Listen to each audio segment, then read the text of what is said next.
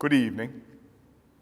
Over the last week, Singaporeans have been disturbed and confused by news of the private dispute between my siblings and me.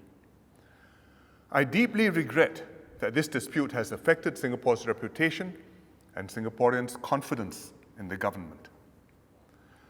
As your Prime Minister, I apologize to you for this. And as the eldest of the siblings, it grieves me to think of the anguish that this would have caused our parents if they were still alive. I had done everything possible to avoid this state of affairs. My father left the property at 38 Oxley Road to me as part of my equal share of his estate. But my siblings were not happy about this. I tried to deal with the unhappiness privately. I offered to transfer 38 Oxley Road to my sister for a nominal $1. Unfortunately, that offer failed. I then sold the house to my brother at a fair market valuation and donated all of my proceeds to charity. I had hoped that this would satisfy them.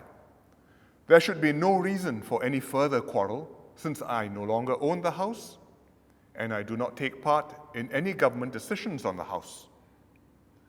However, my siblings have decided to go out and make serious allegations publicly. For example, they say that I'm using my position as Prime Minister to influence the ministerial committee chaired by DPM Teo Chee Hean. These allegations go beyond private and personal matters and extend to the conduct of my office and the integrity of the government. Much as I would like to move on and end a most unhappy experience for Singaporeans, these baseless accusations against the government cannot be left unanswered. They must be and will be dealt with openly and refuted. When Parliament sits on the 3rd of July, I will make a ministerial statement to refute the charges. All MPs will have then the opportunity to raise questions for themselves and their constituents. I have instructed that the PAP party whip be lifted. I urge all MPs, including the non-PAP MPs, to examine the issues thoroughly and question me and my cabinet colleagues vigorously.